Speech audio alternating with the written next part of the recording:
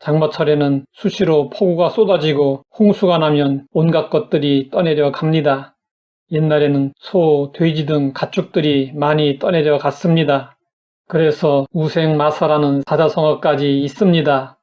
우생마사는 소는 살고 말은 죽는다는 뜻입니다. 저수지에 말과 소가 빠졌을 때 말은 소보다 2배 빠른 속도로 빠져나옵니다. 그런데 홍수로 소와 말이 급류에 빠지면 소는 살고 말은 죽습니다. 그 이유는 무엇일까요? 말은 강한 물살을 거슬러 헤엄쳐서 빠져나오려고 하는데 1m 앞으로 나아갔다가 물살에 밀려서 다시 1m 후퇴하게 됩니다. 이렇게 시간이 흐르면 말은 힘이 다 빠져서 결국 죽고 맙니다. 그런데 소는 물살을 거슬러 올라가지 않고 물살에 몸을 맡기고 둥둥 떠내려 갑니다. 소는 떠내려가면서 간간히 헤엄쳐 조금씩이나마 물가로 다가갑니다.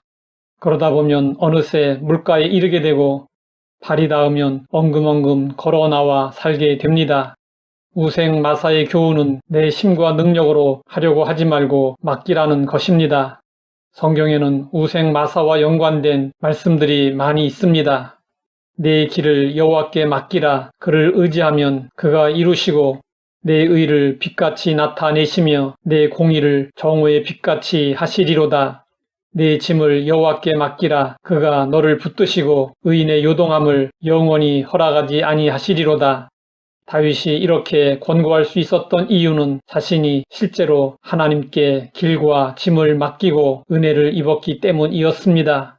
성도들의 경영학 교과서라고 할 수 있는 솔로몬 잠언의 핵심은 맡기라는 것입니다. 너의 행사를 여호와께 맡기라. 그리하면 내가 경영하는 것이 이루어지리라. 사도 베드로도 맡기라고 했습니다. 너희 염려를 다 주께 맡기라. 이는 그가 너희를 돌보심이라.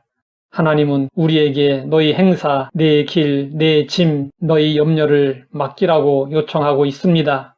맡아줄 수 있는 능력도 없으면서 누가 맡기라고 하겠습니까? 하나님이 맡기라고 하시는 것은 맡아주실 수 있는 능력이 있기 때문입니다.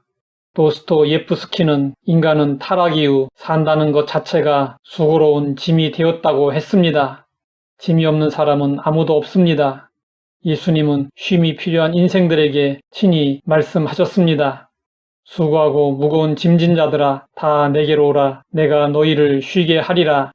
사람의 깊은 불안과 근심은 모두 의지할 가치가 없는 것을 의지할 때 생기게 됩니다. 하나님께 크고 작은 인생의 모든 짐을 다 맡겨야 합니다. 영국의 스트라칸 목사님이 어느 날 서재에서 친구와 심각한 토론을 하고 있었습니다. 그때 스트라칸 목사님의 어린 딸이 문을 열고 들어왔습니다. 아이의 손에는 엉망으로 엉켜있는 줄넘기 줄이 들려 있었습니다. 아이는 아무 말도 없이 그것을 아빠에게 건네주고 조용히 방을 나갔습니다.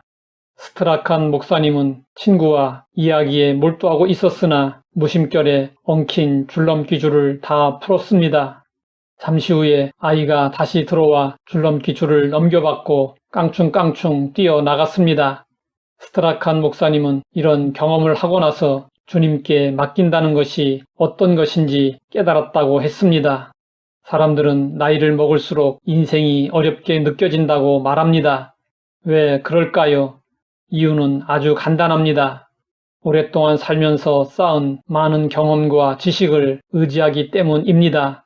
우리 인생이 어려운 것은 하나님께 맡기지 않고 내가 하려고 하기 때문입니다.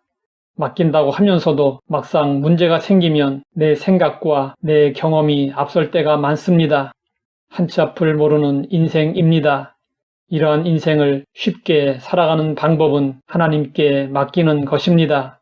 하나님께 진짜로 맡겨야 합니다. 조금도 의심하지 말고 나의 모든 것을 맡겨야 합니다. 처음부터 나의 인생을 맡기기 어려우면 우선 하루씩 맡기며 훈련을 해야 합니다. 그러면 그 하루가 이틀이 되고 이틀이 한 주간이 되고 한 주간이 한 달이 되고 그 한 달이 12달이 되고 1년이 2년이 되고 3년이 되고 우리의 인생이 될 것입니다. 하나님 아버지, 우리의 무거운 인생의 짐을 처리할 수 있게 하시니 감사합니다. 짐을 맡기라고 하시는 주님께 모든 짐을 맡기오니 인도하시고 책임져 주시옵소서.